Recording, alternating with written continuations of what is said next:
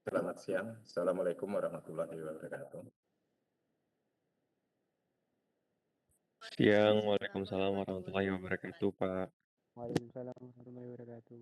Yang Oke, untuk suara saya bisa didengar dengan jelas ya. Nah, saya lanjutkan untuk kuliah. Saya kembali ke kelas DC ini ya.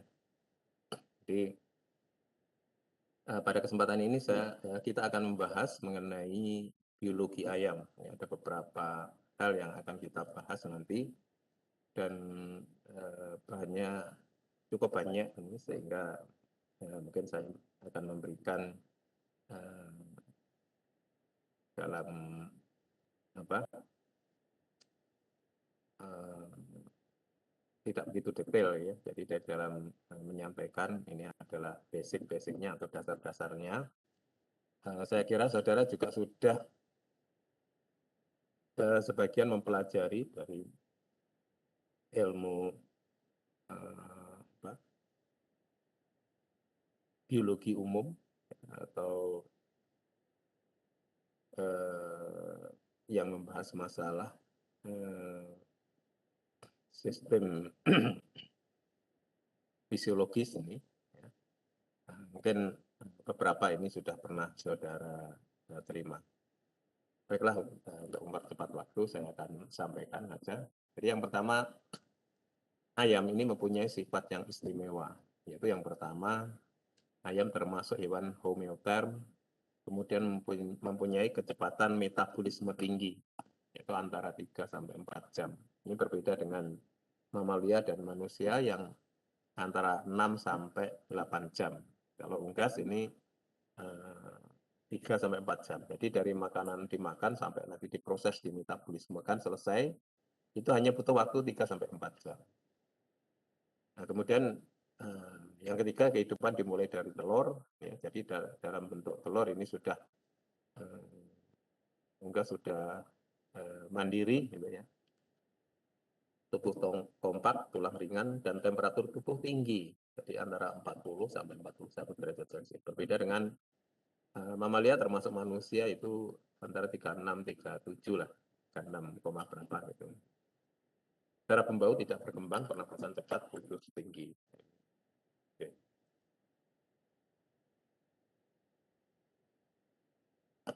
Nah, perbedaan unggas dengan mamalia, pertumbuhan relatif cepat. Nah, alat reproduksi ini hanya berkembang sebelah kiri. Nah, ini nanti akan kita bahas selanjutnya. Kemudian embrio berkembang di luar tubuh induk. Induk tidak berperan dalam pertumbuhan embrio dan tidak memiliki siklus estrus. Karena setiap hari ayam ini akan bisa bertelur. Ya. Nah, bagian-bagian tubuh unggas yaitu seperti yang tercantum di layar ini, ya. Tapi saya tidak akan membahas seluruhnya, hanya komponen-komponen penting yang perlu saudara ikuti. Dan saya kira ini sudah saya sampaikan pada kuliah pertama ya, daripada saat kita membahas mengenai bangsa-bangsa. Ya. Oke, bisa lewati, saya skip aja. Nah, sekarang kita membahas masalah alat penutup tubuh. Jadi ada dua alat penutup tubuh itu, yaitu kulit dan bulu. Ya. Nah, kulit terdiri dari epidermis dan dermis. Epidermis itu bagian kulit luar, dan dermis itu bagian kulit dalam. Nah, derivat-derivat dari epidermis ini adalah bulu, paruh, sisik, kuku. Sedangkan derivat dari dermis ini cengger, bial, cuping telinga. Nah, berbeda dengan manusia, ya.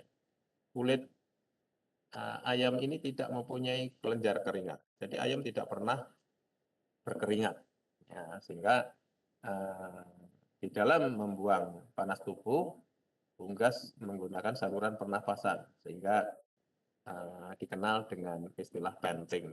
Ya, panting itu unggas membuka rongga mulutnya. Nah, di dalam saluran pencernaan itulah dilakukan penguapan. Ya, dan penguapan ini akan membuang panas tubuh.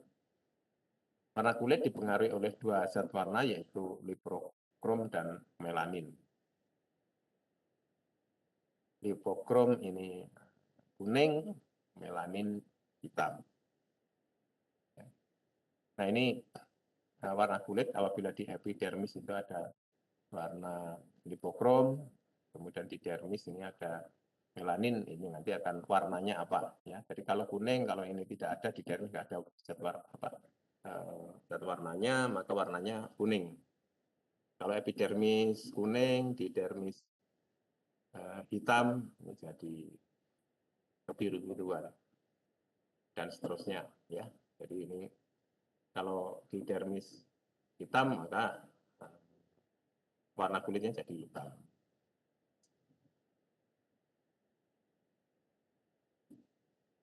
Nah, pemucatan warna kulit ini berkaitan dengan produksi telur ya. Nah, ini mungkin akan kita bahas belakangan aja ya untuk ini. Kemudian yang kedua bulu. Ya, bulu ini dimulai, pertumbuhan bulu dimulai pada hari kelima saat penetasan. Berat bulu sekitar 4-9% dari berat badan. Ya. Bulu tumbuh pada jalur yang disebut dengan traktus. Traktus itu apa? Traktus itu adalah jalur tempat tumbuhnya bulu. Ada di bahu, paha, ekor, dada, leher, perut, kaki, punggung, sayap, dan kepala. Ya. Terdapat berbagai ragam corak dan warna bulu. Saya kira kita sudah membahas ini ya. Fungsi bulu adalah untuk insulasi tubuh, menghangatkan tubuh, untuk terbang, identifikasi penyakit, identifikasi kekurangan nutrien, dan identifikasi produksi telur. Nah, kalau untuk identifikasi penyakit dan kekurangan nutrien, ini akan bisa kita lihat apabila bulu ini tidak kelihatan mengkilat, segar, gitu ya. Nah, ini ayam bisa dideteksi ini sebagai kekurangan nutrien atau sedang sakit. Atau bulunya tidak rapat, ya, renggang. Jadi renggang ini juga menunjukkan ayam itu sakit. Ya.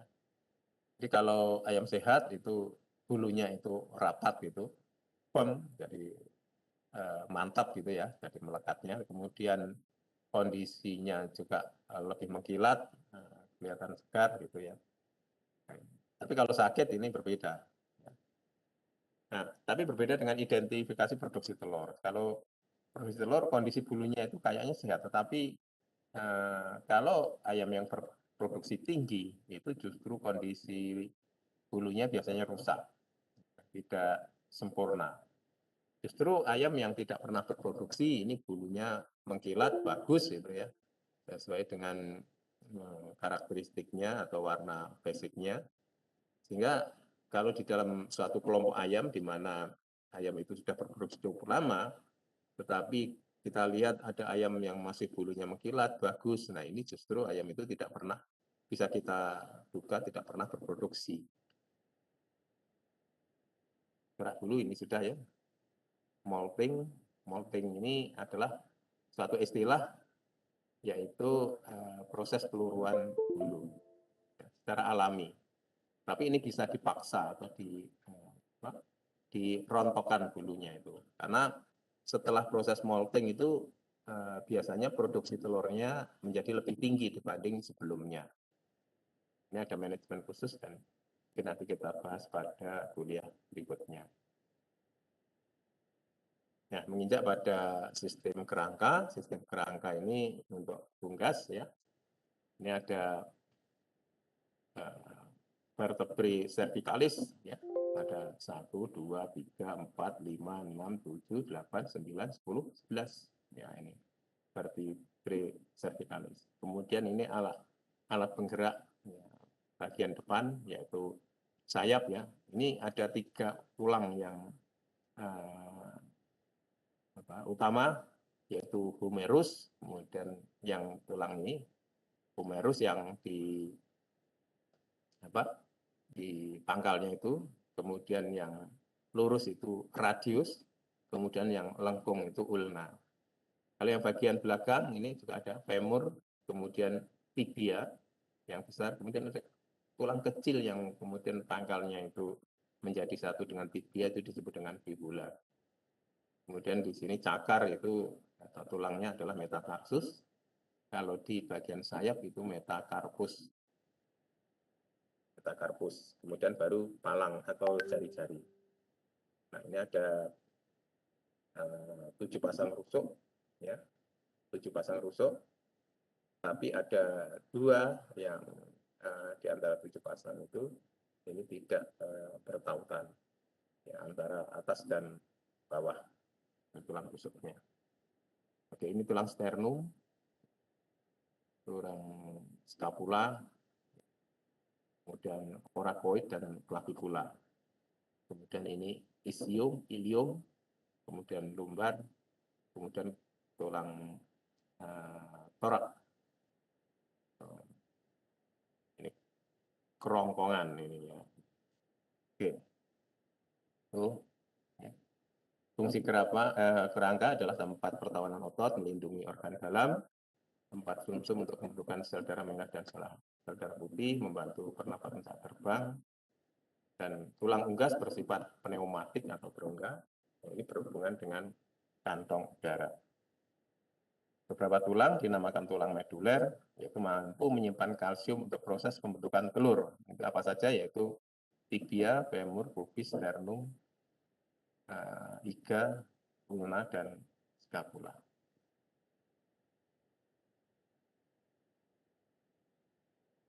Oke. Nah, ini tadi sudah ya, dengan tulang. Nah, sistem perototan, ini singkat saja ya. Jadi fungsi otot itu adalah untuk penggerak tubuh, meningkatkan suhu tubuh, membentuk tubuh. Kemudian jenis otot pada unggas itu ada otot pectoralis, yaitu sayap dan sternum. Kemudian pectineus, ini otot yang bertanggung jawab agar ayam ini mampu bertengger pada saat tidur juga. Kemudian dermal, otot dermal ini penggerak bulu. Dan gastrocnemius ini otot paha.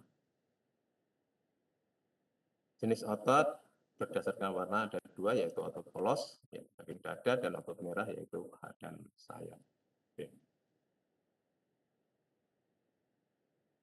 Nah, untuk sistem pernafasan,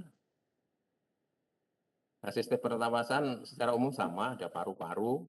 Kemudian berbedanya di dalam sistem pernapasan unggas, itu terdapat kantong udara. Ada 5 jenis kantong udara, ya. Yang 4 itu berpasangan, yang 1 itu tunggal. Yang berpasangan apa? Yaitu air sac abdominalis, kemudian air sac thoracalis posterior, kemudian air sac thoracalis anterior atau anterior thoracic sac, ya. Kemudian interclavicularis, ini yang 1, ya.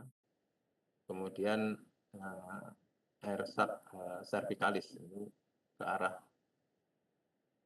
leher, ini ada 2. Jadi kalau di depan ini sama, ya, yaitu ada glotis, laring, kemudian trakea. Trakea nanti terpisah ke bronkus, bronkus masuk ke mesobronkus, mesobronkus ini masuk bercabang ke dorsobronkus, dorsobronkus bercabang ke parabronkus, dan parabronkus bercabang pada ventrobronkus. Nah, di ventrobronkus inilah terjadi proses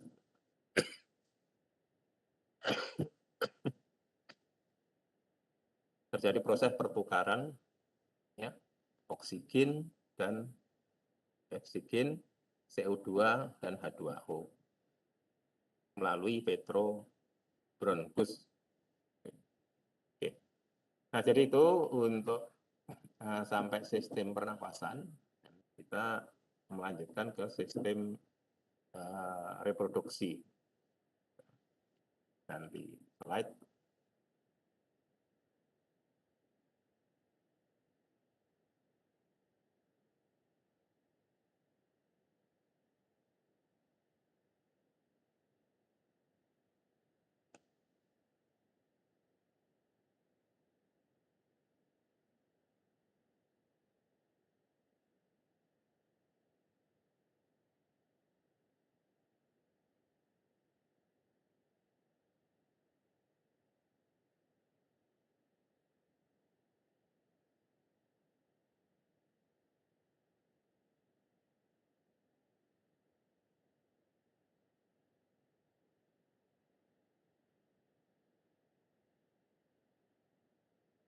Oke, sistem reproduksi ayam. Ya, dan ini kita akan mempelajari mengenai organnya atau dan fungsi organnya. Nah, perbedaan organ reproduksi unggas dengan mamalia. Kalau unggas ini yang berkembang alat reproduksinya itu yang kiri, sedangkan mamalia adalah kiri dan kanan. Khususnya adalah ovidaknya ini ya, ovidaknya. Ovidak dan ovarium. Ya, untuk yang betina ini. Jadi di unggas ini yang pertama alat reproduksi yang berkembang kiri. Kalau mamalia ini kiri kanan, jadi ada dua. Ada dua gantian, ya estrus itu kan gantian antara kiri dan kanan. Kemudian ovum ini dilapisi atau dibungkus atau dilengkapi dengan putih telur dan kuning telur. Ya. Kemudian ovum sendiri itu berada di permukaan kuning telur, ovum.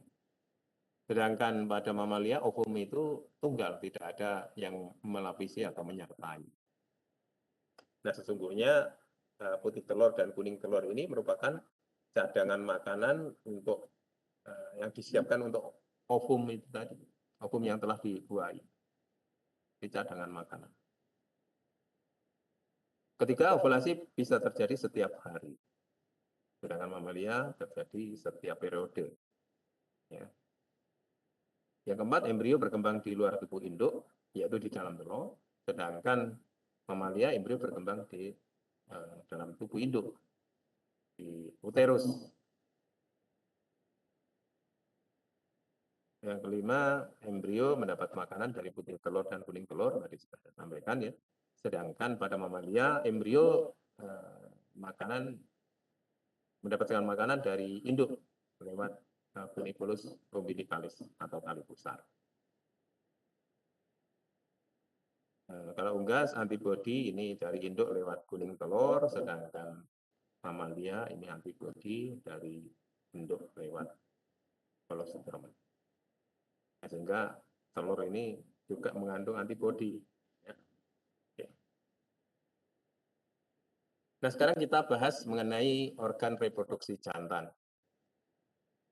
Organ reproduksi jantan terdiri dari testis, kemudian vas deferens atau saluran deferens, kemudian proctodeum atau proctodeum itu adalah rudimenter dari penis. Jadi unggas tidak mempunyai penis atau penisnya tidak kelihatan karena terlalu kecil, rudimenter. Jadi, kemudian testisnya itu berada di dalam tubuh, yaitu di punggung, di atas ya, di punggung ya. Nanti bisa kita lihat kalau ada gambarnya ya. Kemudian organ lainnya yaitu ginjal, ya, ginjal, kemudian saluran urin.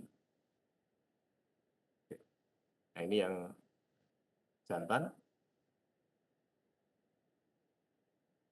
Nah, testis ini terdiri dari sepasang melekat pada rongga perut. Suhu testis antara 41 sampai 43 derajat Celcius. Kemudian spermatogenesis ini terjadi di tubuli seminiferus, yaitu di sel Leydig. Ya. Sel Leydig ini tempat sekresi hormon, yaitu steroid, androgen, dan testosteron. Testis.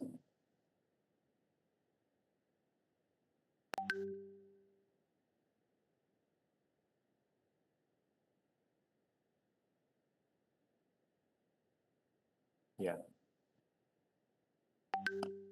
Ya, kalau testis ini terekspos panas terus-menerus, ini akan terjadi penundaan meiosis, kemudian naiknya apoptosis dari spermatosit, dan sehingga di ini akan terjadi proses perkembangannya tidak menjadi sempurna, sehingga nanti telurnya itu tidak bisa menetas, ya, kalau terjadi ekspos panas. Nah, vas deferens atau saluran deferens ini tempat pemasakan spermatozoa, itu ada di vas deferens.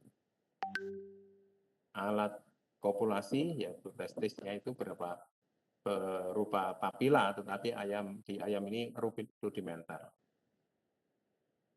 Kalau di IT ini cukup bisa dilihat ya, atau IT ini bentuknya spiral ini. Dan kalau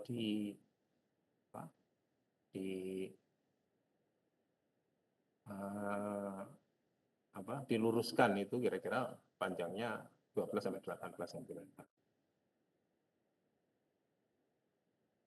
Nah, sehingga demikian pada IT ini peternak yang penetas yang handal ini bisa melihat ya dengan membuka bagian kloaka, itu akan terlihat ini ada papilanya ya. Sehingga itu bisa diseleksi jantan betina pada umur 1 hari. Kalau ayam tidak bisa tetapi memerlukan keahlian yang sangat tinggi. Jadi keahlian itu merupakan keahlian yang spesifik. Ya. Jadi untuk itu diperlukan suatu pelatihan yang intensif sehingga orang itu bisa melihat rudimenter dari alat kopulasinya itu. Tapi kalau pada IT ini lebih gampang. Nah, spermatogenesis yaitu mekanisme terjadinya di epithelium tubulis seminiferus ya. Dikontrol oleh hormon gonadotropin dari hipofisis, pars itu bagian ya, pars anterior. Ya. Kemudian di tubuli seminiferi ini sel sertori dan sel germinalis. Ya. Spermatogenesis terjadi dari 3 fase, yaitu fase spermatogenial, kemudian fase meiosis, dan fase spermiogenesis. Dan untuk proses ini butuh waktu 13 sampai 14 hari.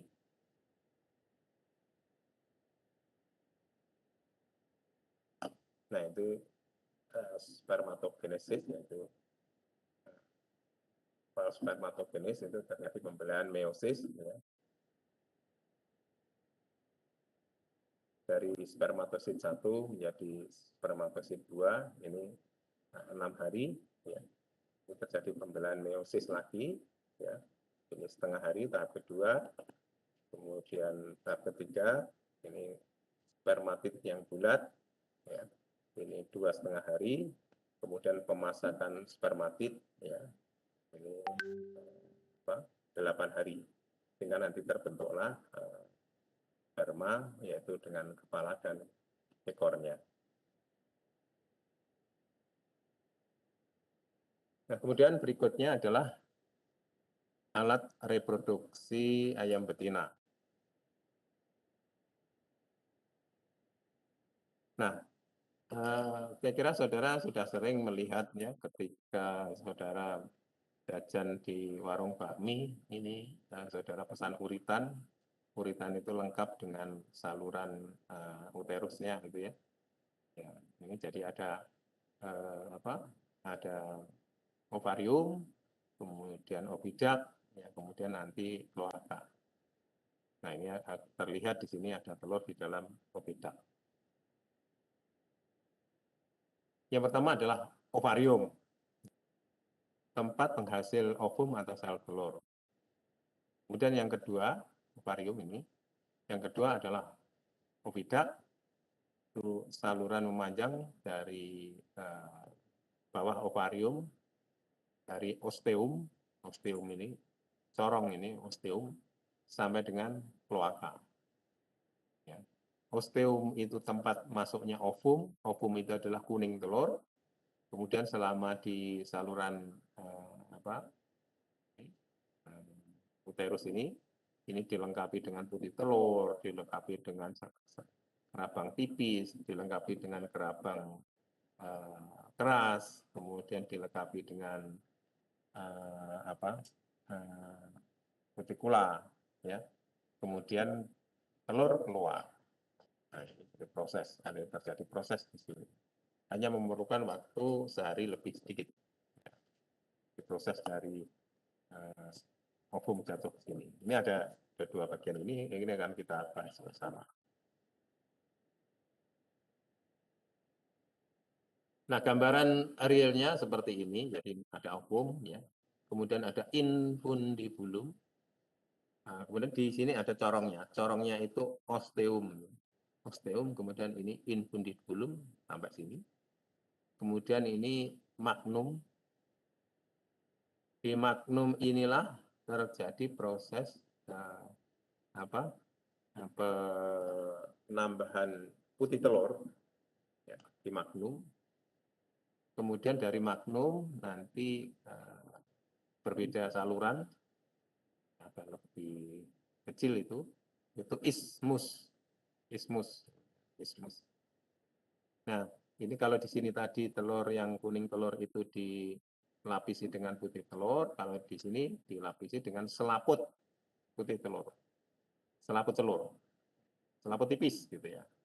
Kemudian baru di sini di uterus yang tebal dindingnya, dan disinilah yang telur itu terlama, dan di sini terjadi proses penambahan atau pembentukan kerabang telur.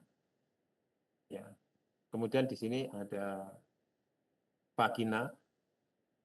Sini setelah uterus itu ada vagina. Potong ini mungkin ya gambarnya ya. Ada vagina itu disekresikan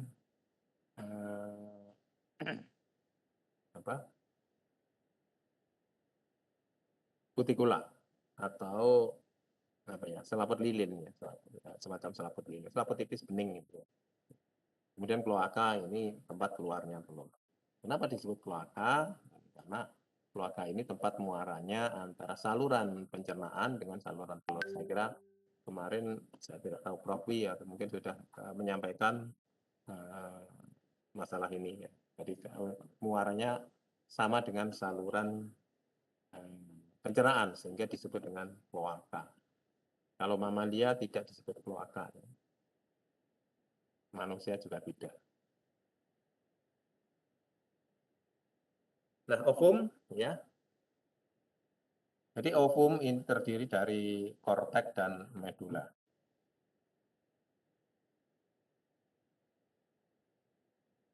Nah, ovum ini sudah ada sejak ayam ini menetas, BOC, yaitu beratnya kira-kira 0,3 gram ovum. Jadi sudah ada calon untuk produksi telur itu sudah ada sejak menetas. Dan ini akan meningkat menjelang dewasa kelamin. Dewasa kelamin itu kalau ayam ditandai dengan bertelur yang pertama kali, itu menjadi 60 gram, jadi 0,3 gram. Dan ini yang pertumbuhan cepat itu kira-kira hanya dalam waktu 1 bulan sebelum dewasa kelamin. Ya. 2 minggu sampai 1 bulan. Ini terjadi perkembangan yang cepat.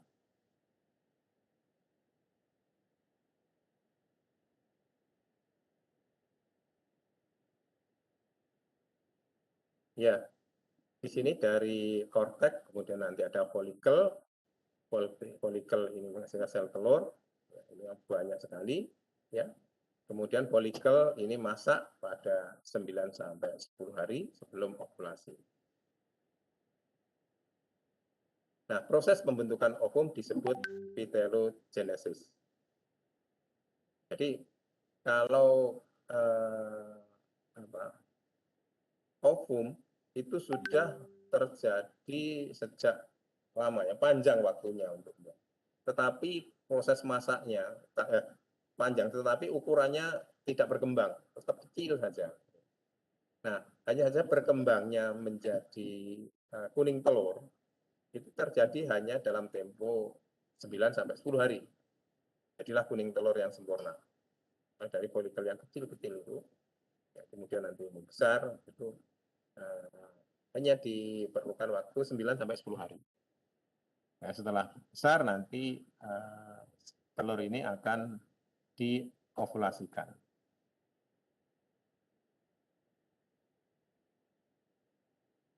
Nah, bagian-bagian dari kuning telur, ya. Jadi kuning telur ini sebenarnya adalah yolk ini. Ada sebenarnya lapisannya itu bertingkat-tingkat, ya. Ada bertingkat-tingkat. Kemudian ini ada jalur yang disebut dengan blastoderm.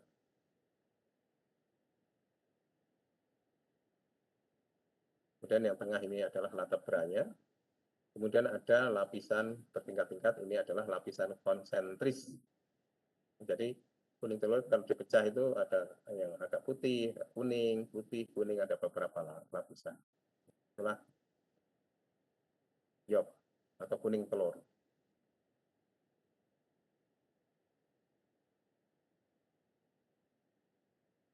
Fase perkembangan ovum yang menjadi yolk ya, atau kuning telur itu pada 2 hari pertama, ya, dari 10 hari sampai 8 hari. Ini perkembangannya lambat.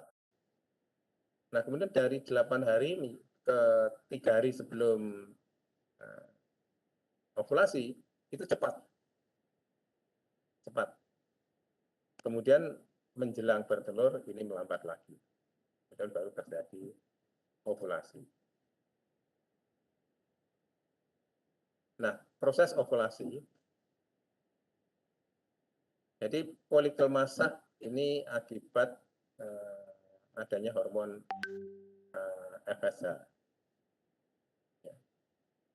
Jadi pemasakan folikel atau pengembangan folikel dari kecil menjadi besar itu adalah pengaruh hormon FSH, follicle stimulating hormone. Jadi dari folikel kecil ini distimulasi oleh hormon ini, ya, menjadi besar. Ya. Dari ovum menjadi yolk. Nah, ini hormonnya adalah FSH, follicle stimulating hormone. Nah, kemudian ada garis, ya, yang disebut dengan stigma. Nah, ini nanti yang akan robek. Kemudian jadi semacam ada jaringnya gitu ya, jaring yang tipis gitu yang memegang kuning telur itu, ya. Nah, ini robeknya stigma ini adalah karena ada hormon LH atau luteinizing hormone. Maka setelah ini robek, stigmanya robek, kemudian yolk ini lepas, ya, masuklah melalui corong atau osteum ini ke dalam saluran pertama yaitu infundibulum. Ya.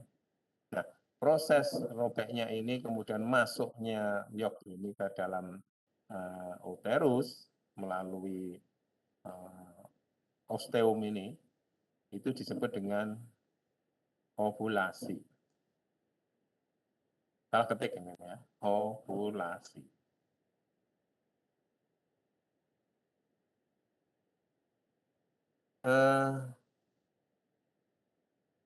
Biasanya yolk itu warnanya kuning, warnanya kuning.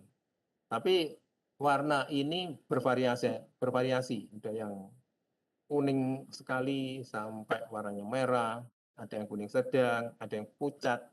Nah, semuanya itu dipengaruhi oleh zat warna, yaitu zat warna xanthofil. Ya. Zat warna xanthofil itu ada di pakan. Kalau tidak ada pakan, maka kuning telur ini tubuh akan mengambil dari bagian-bagian yang terdapat xanthofilnya atau zat kuning, ya. Xanthofil itu kuning, ya. Itu bisa diambil, misalnya kalau kulitnya di kuning, kalau di matanya itu ada warna kuning, ya. Kalau di paruhnya ada warna kuning, ya. Kalau dari pakan tidak cukup, ya, ini biasanya ikut terserap, ya. Sehingga warna-warna kuning yang ada di dalam tubuh unggas pada masa darahnya itu, setelah beberapa waktu berproduksi, maka akan semakin memucat warnanya dari warna kuning. Ya. Nah, yok ini terdiri dari nutrien yang lengkap. Jadi yok itu nutriennya lengkap. Ya. Karena apa? Karena yok ini merupakan cadangan makanan dari embrio yang dibawa oleh telur itu, atau yang berada di dalam telur itu. Jadi di dalam telur itu ada satu titik embrio atau yang disebut dengan diskus germinalis atau germ, yang itu nanti harus disiapkan cadangan makanan selama proses penetasan agar embrio yang kecil itu bisa tumbuh menjadi makhluk sempurna. Oke. Cadangan makanan itu sebagian besar itu ada di kuning telur. Nah, kemudian kalau zat yang utama apa? Zat utama ini protein, ya. Nah, protein ini ada berapa macam? Yang pertama adalah livetin, yaitu protein plasmik, antara 60%, sisanya adalah fosfatin dan lipoprotein. Ya.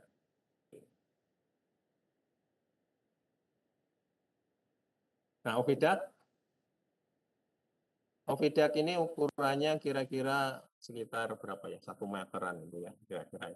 Tapi itu nekuk-nekuk, ya, berlipat-lipat di dalam rongga perutnya ayam betina. Ya.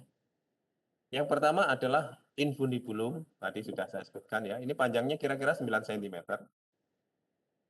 Kemudian magnum, yang bagian besar tadi, magnum, ini panjangnya 33 cm. Kemudian ismus, panjangnya 10 cm. Kemudian uterus, panjangnya 10 cm. Vagina, 10 cm. Ya. Kloaka, 10 cm. Tapi tidak ada, ya. Kurang dari 10 cm. Ini ovidak, ya, dari osteum sampai anus. Osteum itu corong. Tapi kalau komponen atau segmentasi pertama itu adalah infundibulum, dari ujung corong sampai nanti ada perbatasan dengan magnum.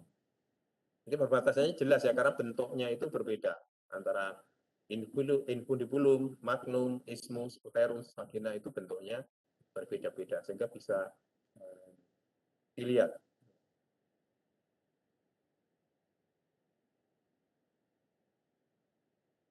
Nah, panjang dan berat ovidak ini menurut umur ayam 4 minggu beratnya 1,1, 5 minggu ini 22 gram, per telur pertama 77,2 gram. Kemudian pada saat molting dia akan mengecil kembali. Ya, akan mengecil kembali hanya menjadi 4,2 gram. Jadi susut. Jadi molting itu kondisi ayam terontok bulu dan tidak berproduksi telur. Sehingga berat ovidaknya ini 4,2, kecil sekali. Nah, struktur telur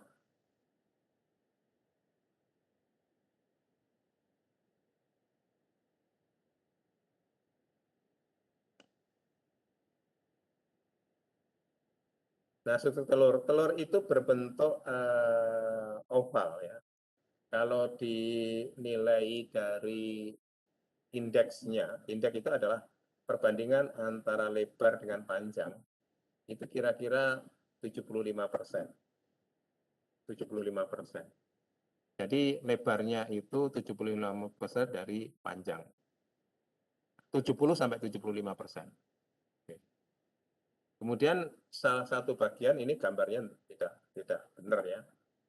Gambarnya yang satu adalah ada sudut yang runcing, kemudian yang satu sudutnya adalah tumpul. Dan yang tumpul itu ada rongga udara.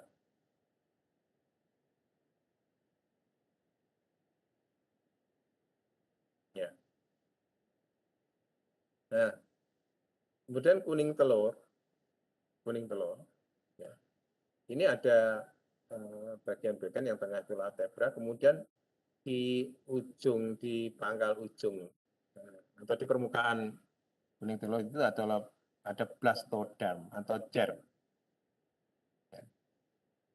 Kemudian ini yolk, kemudian kalasa. Kalasa itu adalah seperti benang protein itu yang mempertahankan telur itu untuk tetap berada di tengah. Tapi sebenarnya gambarnya ini salah, ini seharusnya ke sini ya, ke kiri kanan. Kalasa. Ya. Jadi selama telur itu masih baru, maka telur itu kuning telur tetap berada di tengah. Tapi semakin lama kalau kita biarkan, maka salase atau kalasa itu akan semakin terjadi autolisis ya, kemudian dia ikatannya menjadi longgar gitu, dan akhirnya kuning telur ini akan naik ke atas. Kemudian kalau kita simpan lama, maka kuning telur itu biasanya akan lengket pada kerabang bagian atas. Kenapa kuning telur itu cenderung untuk bergerak ke atas? Karena di dalam kuning telur itu ada komponen yang lengkap. Ya. Sedangkan pada putih telur itu hanya komponennya itu air dan protein. Kalau kuning telur itu lengkap, mulai dari protein, mungkin sekitar sepertiganya, ya. Kemudian ada lemak juga mungkin sepertiganya, jadi ada lemak, protein, lemak, ya.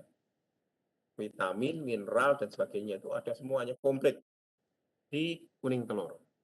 Sehingga kuning telur itu sebenarnya merupakan cadangan makanan yang prima. Karena semua komponen nutrien itu harus ada. Karena kalau tidak ada atau ada defisien di dalam defisien dari suatu nutrien di dalam kuning telur, maka embrio yang ada di telur itu tidak akan bisa berkembang. Gitu. Makanya kan harus sempurna. Telur itu harus sempurna. Kuning telurnya terutama. Ya. Kalau putih telurnya itu isinya hanya protein putih, ya. Albumin, ya, dan air itu saja. Nah, kenapa ini tadi saya katakan ini kalau disimpan lama, telur itu disimpan lama ini akan naik ke atas. Kayak tadi salase atau kalasa itu akan autolisis sehingga nanti dia cengkeramannya atau nariknya kuning telur ini menjadi tidak sempurna, ya, tidak sempurna, atau mungkin jadi renggang, molor, jadinya benangnya itu sudah kendor, gitu ya, sehingga nanti naik. Kenapa naik? Karena di telur ini ada lemak yang cukup tinggi, makanya komponen lemak itu kadang-kadang kan menjadi bahan diskusi atau bahan untuk kontroversi, ya, yaitu kandungan lemak yang cukup tinggi, diantaranya di dalam lemak itu ada kolesterolnya. Nah, yang ditakuti kan itu kolesterol. Tapi sebenarnya lemak dari kuning telur itu aman, ya aman.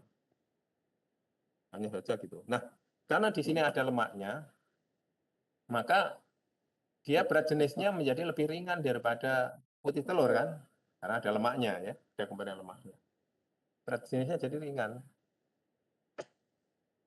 Kalau ringan, dia cenderungnya akan mengambang atau naik ke atas. Jadi coba saja nanti saudara nyimpan telur gitu ya. dibiarkan aja cukup lama, maka kuning telurnya itu nanti akan lengket atau berada di bagian atas dari kerabang. Ya.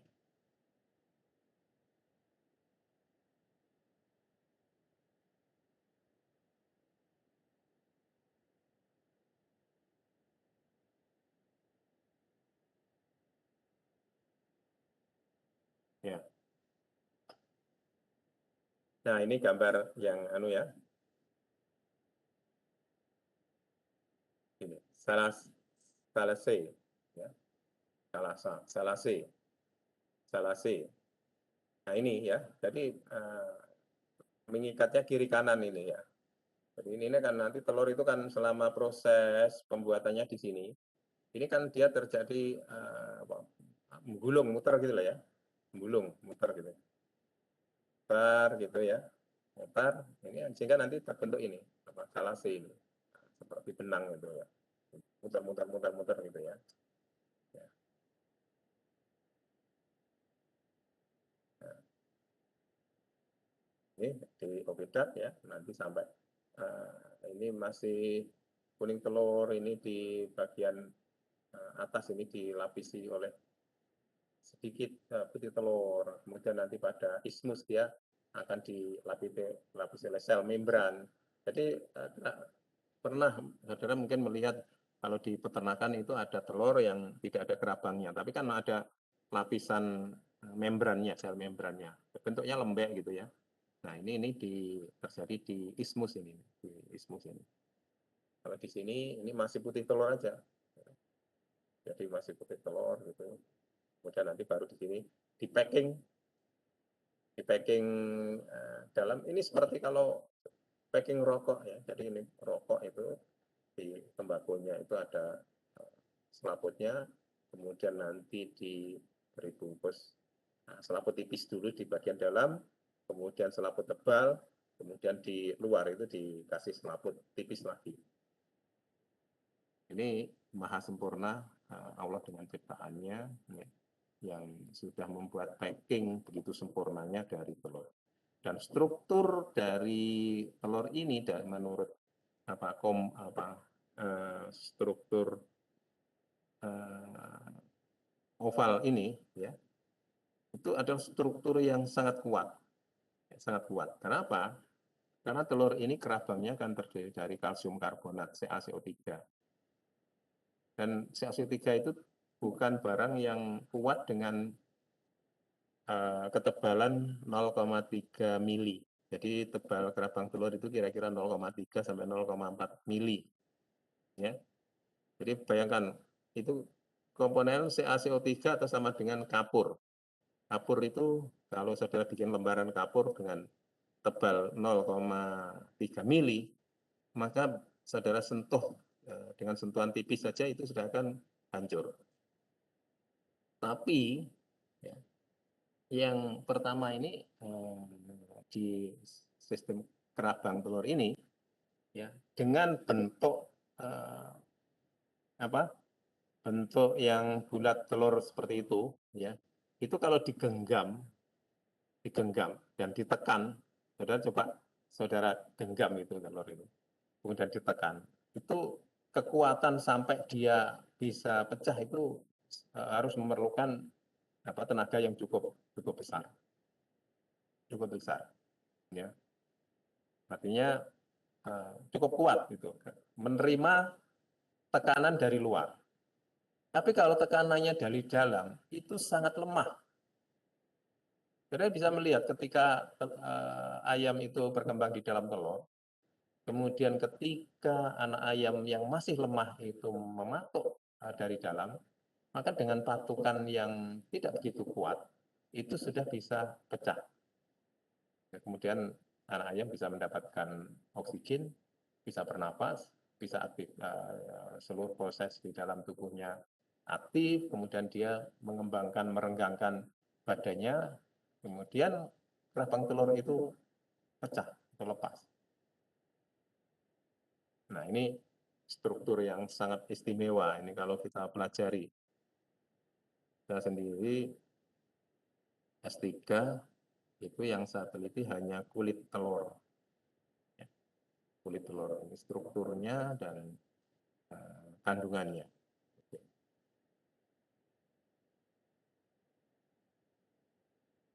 Bedak, oh ini tadi sudah ya, kok diulang lagi.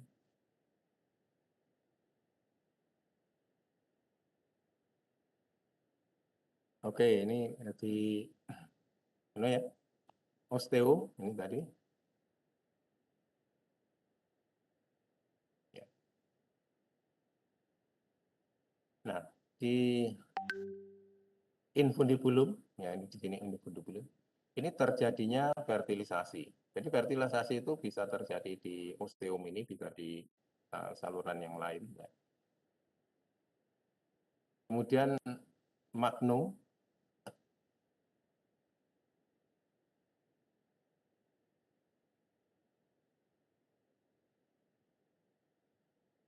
ya, bentar.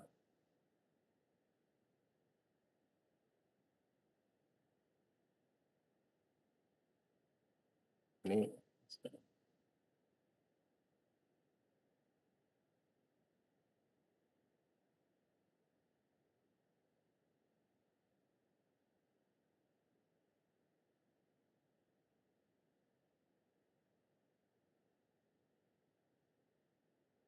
gambarnya ini maaf salah ya. Begini, ini maaf ini. Jadi begini komponennya ini. Ini ada kesalahan gambar, ada cara. Jadi begini, yang benar ini.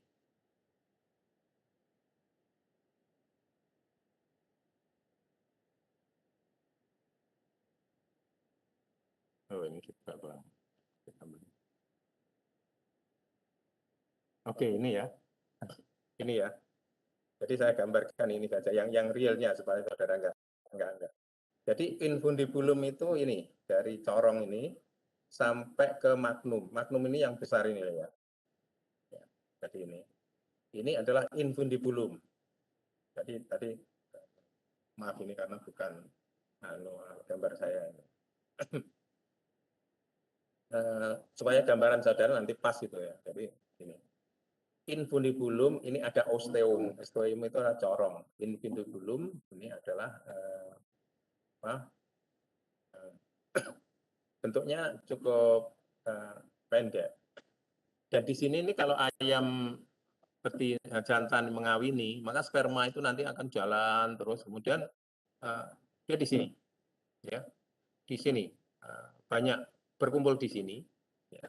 Kemudian dia sembunyi di tempat-tempat khusus gitu di sini. Dan ini bisa bertahan sampai 15 hari sperma itu. Spermatozoa itu bisa bertahan. Jadi di sini. Nah, ketika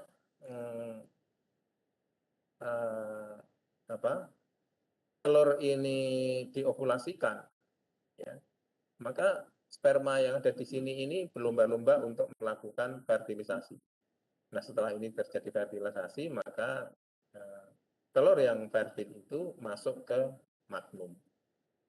Nah, di magnum inilah ini terjadi proses penambahan putih telur gitu ya, putih telur.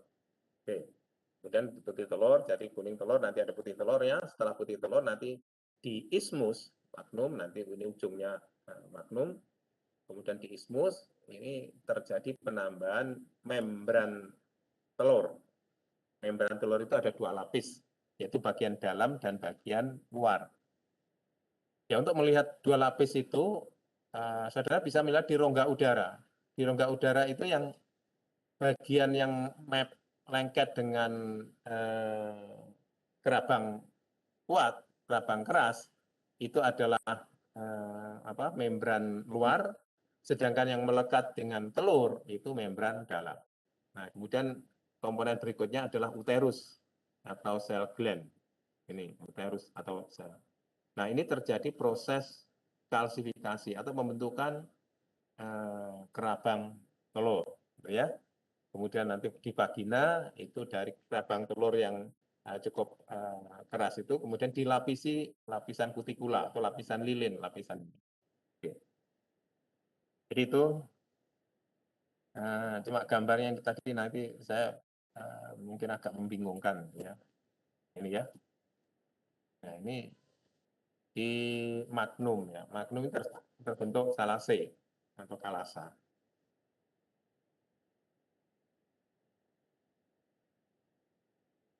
Ismus ya bisa ya materi sel tipis dua lapis sehingga terbentuk rongga udara di ujung tumpul. Ini di ismus. Ini cuma gambarnya saya kurang proporsional gitu ya. Oke. Kemudian uterus, nah, uterus ini saya grafikkan albumen cair ini sedikit ya. Nah ini ada 20-25 yang banyak di di magnum tadi ya.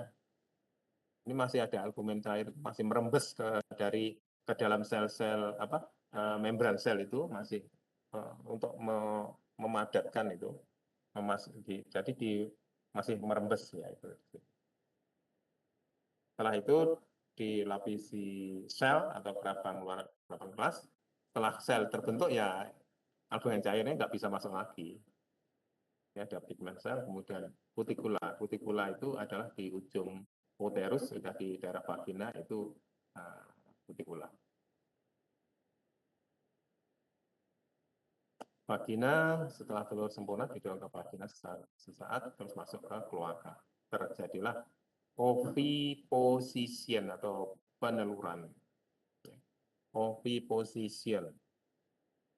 Oviposition. Jadi ada dua proses ya. Ovulasi itu masuknya telur dari ovarium, kemudian lepas ya, kemudian masuk ke osteum, ke oviduct ya. Kemudian nanti setelah telur selesai itu di oviposition kan ini proses peneluran.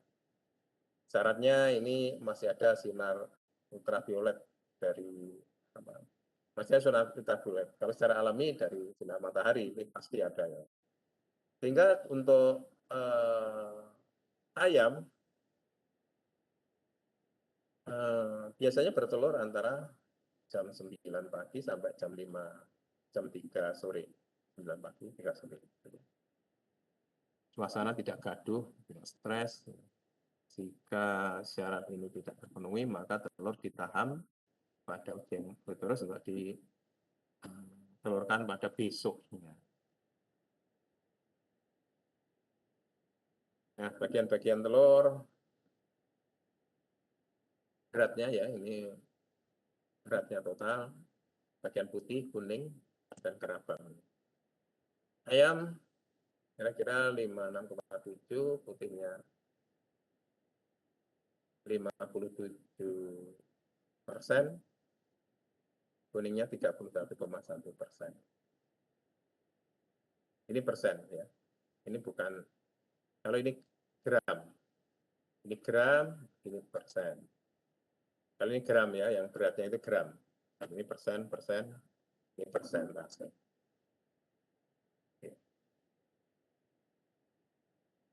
Kandungan kimia telur, kita lihat ayam ya. Airnya itu sebagian besar itu ya, yaitu 4%,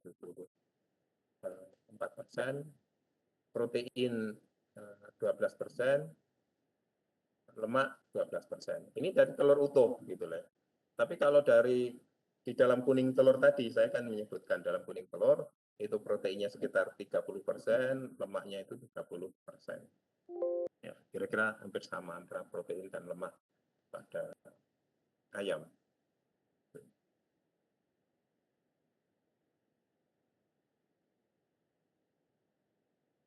Ya, sebenarnya begini ya, kalau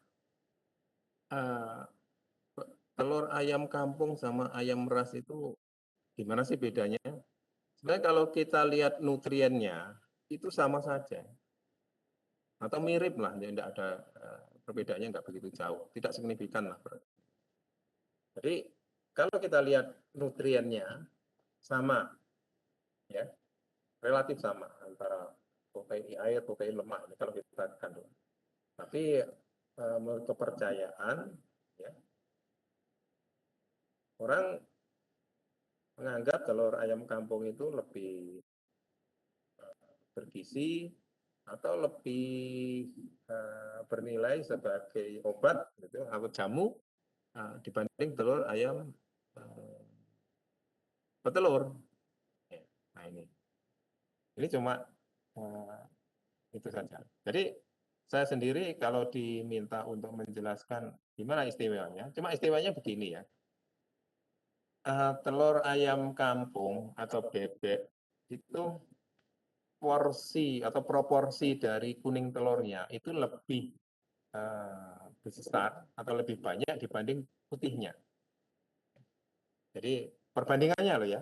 Jadi kalau telur ayam petelur, ayam layer yang warna telur coklat itu perbandingan antara kuning sama putihnya dibanding dengan telur ayam kampung. Nah, perbandingan kuning sama putihnya itu lebih besar atau lebih banyak untuk telur ayam kampung ataupun telur bebek. Jadi telur bebek, telur ayam kampung itu kuningnya yang dominan, putihnya itu tidak begitu dominan. Artinya lebih sedikit lah putihnya. Nah, padahal orang menggunakan untuk jamu itu kan yang diambilkan kuningnya, putihnya kadang-kadang ya dibuang kan, nah, sehingga seperti itu ya. Ya mungkin itu. Kemudian yang kedua, bedanya ini ya, kalau telur ayam layer, itu telur yang kosong, artinya dia tidak ditunasi, tidak dikawini. Jadi ayam itu walaupun tidak kawin, itu proses pembentukan telur itu berjalan normal saja.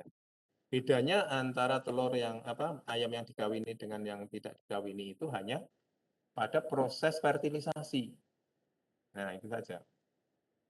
Tapi proses pembentukan telur ya ada atau tidaknya pejantan yang mengawini itu suatu proses yang normal, nggak ngaruh gitu loh. Nah, mungkin kalau telur ayam kampung itu biasanya kan ayamnya diumbar. Paling tidak dia telurnya kemudian dikawini dengan pejantan. Nah, telur yang dikawini itu mungkin ada beberapa hal yang berbeda. Jadi telur infertil itu kemungkinan berbeda dengan telur fertil. Telur fertil atau telur yang sudah ditunasi, embrionya sudah ditunasi, berarti embrio itu sudah berkembang. Kalau embrio berkembang mungkin kondisi hormonalnya juga sudah berbeda, ya hormonalnya. Akan ada beberapa hormon-hormon pertumbuhan yang melekat pada proses perkembangan embrio itu. Mungkin beda di situ, mungkin ya.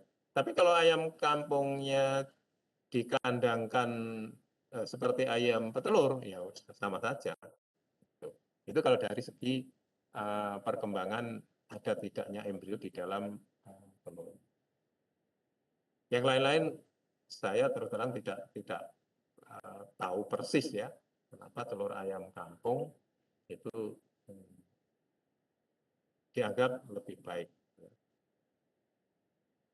Nah, satu lagi mungkin ya, karena begini, kalau telur ayam petelur itu biasanya pakannya itu kan menggunakan pakan komersial yang di situ biasanya mengandung tepung ikan, biasanya loh ya.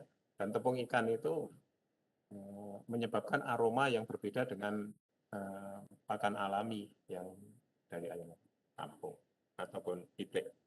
Nah, itu beberapa pertimbangan, tapi saya tidak tahu persis kalau nanti ada yang tanya, apa keunggulan telur ayam kampung dibanding dengan telur ayam petelur, kok harganya jadi mahal? Karena kan mahal sekali ya. Telur ayam kampung itu beratnya hanya 40 gram. 40 gram itu kalau sekilo berarti isinya 25. Kalau telur ayam petelur, itu isinya sekilo itu 16. Tapi harganya, yang telur ayam petelur itu 1 kilonya, katakanlah mungkin ya mahal-mahalnya 20.000 gitu ya. 20.000. Kalau telur ayam kampung berapa? Kan dijual butiran. Satu butir katakanlah 3.000. 3.000 kali berapa sekilo tadi? 25. 25 kali 3.000 berapa? 75.000 ya. 75.000 dibanding dengan 20.000. Oke. Oke, sistem hormonal. Nah, ini waktunya sudah singkat saja ya, ini sistem hormonal. Tadi sebagian sudah saya sampaikan juga ya, sistem hormonalnya. Ya, sistem hormonal ini bisa dipelajari di buku buku tulisan Prof. Triwanto ya, ilmu ternak unggas ya. Jadi apakah hormon itu? Jadi suatu substansi kimia spesifik yang dihasilkan oleh kelenjar tubuh atau glandula endokrin langsung dicurahkan ke dalam darah terus dibawa ke jaringan tubuh untuk mengatur fungsi fisiologisnya. Jadi hormon ini tidak ada salurannya, tapi langsung dimasukkan ke pembuluh ke dalam darah. Ya. Jadi tempat penghasil hormon ini adalah di glandula endokrin, di otak, terutama otak bagian belakang ya. Kemudian di alat pencernaan ini juga ada hormon-hormon. Nah, peta lokasi glandula endokrin ini adalah di testis, bayam jantan, kemudian di ovarium untuk betina. Nah, kita nanti untuk membahasnya lebih banyak di sini ya. Jadi hormon-hormon yang dihasilkan oleh ayam, jantan, dan betina, yaitu pada testis dan pada ovarium. Sedangkan glandula sendiri ini cukup banyak ya, ada glandula tiroid, glandula paratiroid, glandula adrenal. Nah, ini pembahasan ini adalah pembahasan yang berkaitan dengan nanti sistem pencernaan dan lain-lain. Ya. Tapi kalau nanti sistem sistem reproduksi ini yang terutama adalah pada testis dan jantan. Kecuali nanti di glandula di hipotalamus ini juga ada kaitannya dengan dengan proses peneluran ya. Hipotalamus di dalam otak sini.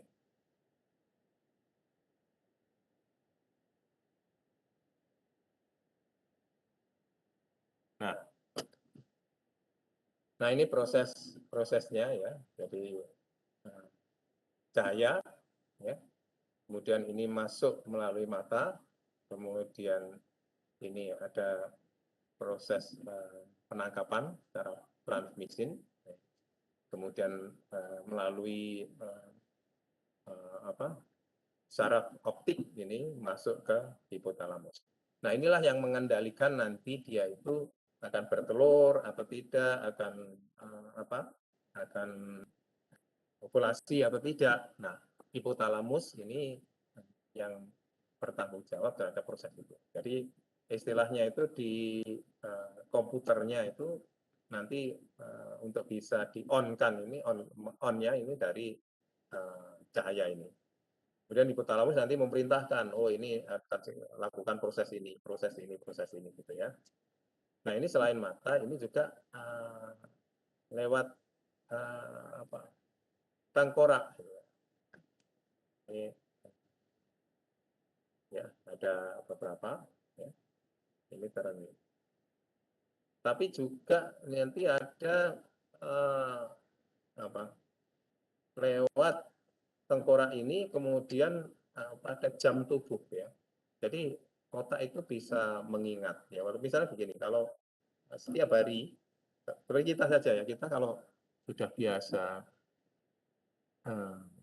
bangun malam gitu ya, bangun malam. Ini otak ini secara otomatis walaupun tidak ada rangsangan dari apapun, ini sudah jam 3 saya bangun. Nah ini disebut dengan circadian clock atau jam tubuh ya.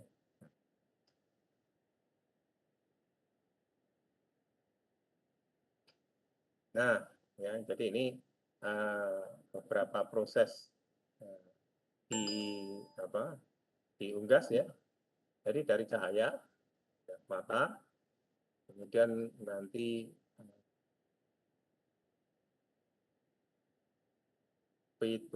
pituitaria pas anterior ya ini pituitaria pas anterior ini akan ada hormon-hormon somatropin.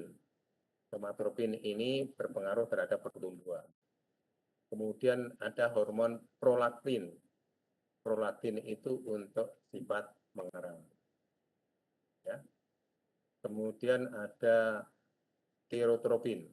Tirotropin akan merangsang tiroid. Ya. Tiroid itu akan merangsang akan menghasilkan tiroksin.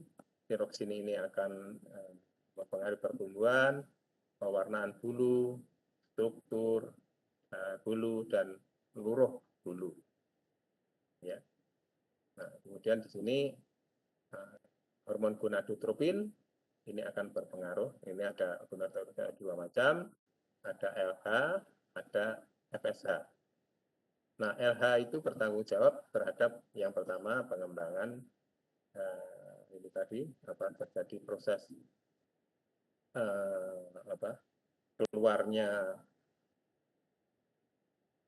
keluarnya ovum atau sel telur. Yang pertama adalah sebelum itu adalah FSH. FSH itu adalah follicle stimulating hormone. Nah, ini yang menyebabkan dari yang kecil ini menjadi besar. Mungkin gambarnya ini kalau yang lebih tepat itu yang FSH itu di atas, LH di bawah ini ya. Ini mungkin yang gambar ini ya kurang kurang pas gitu loh. Jadi LH ini merangsang, FSH merangsang dari ovum menjadi yolk. Ya. LH ini yang menyebabkan ini bisa bisa keluar. Nah, kemudian di sini estrogen. Nah, estrogen ini apa? Ini proses metabolisme dan absorpsi dan metabolisme kalsium. Ya. Kalsium ini diproses kemudian ini androgen, ini ada sekresi putih telur, ini pengaruh oleh androgen. Estrogen ini juga proses penurunan. Ini proses penururannya ini adalah untuk mengelastisasi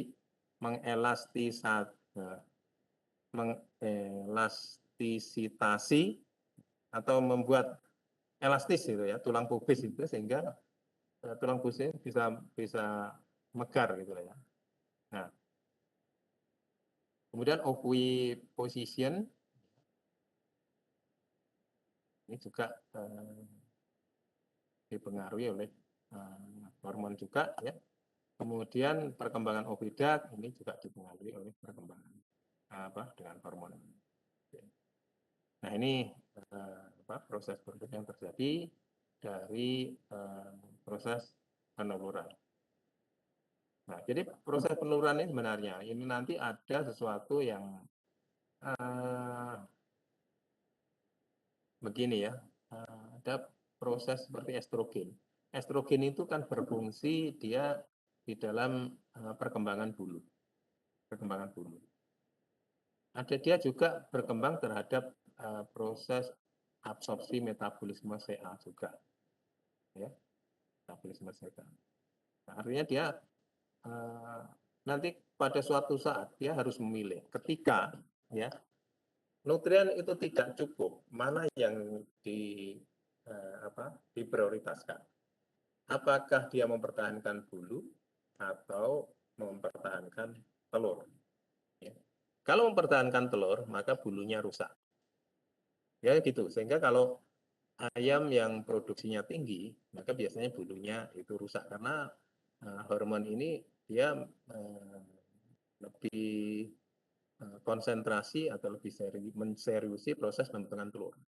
Tapi nanti ketika terjadi meranggas atau rontok bulu, dan sehingga nanti potensi seluruh nutrien itu dikembangkan untuk mengembangkan bulu, jadi bulunya nanti rontok kemudian tumbuh bulu baru kan. Nah, ini yang untuk proses perkembangan ovidat atau proses penurunan ini menjadi tidak utama lagi. atau dikesampingkan sehingga ayam menjadi tidak bertelur. Oke, itu ya. Oke, ini perkembangan dari cahaya ya. Nah, ini cukup ya.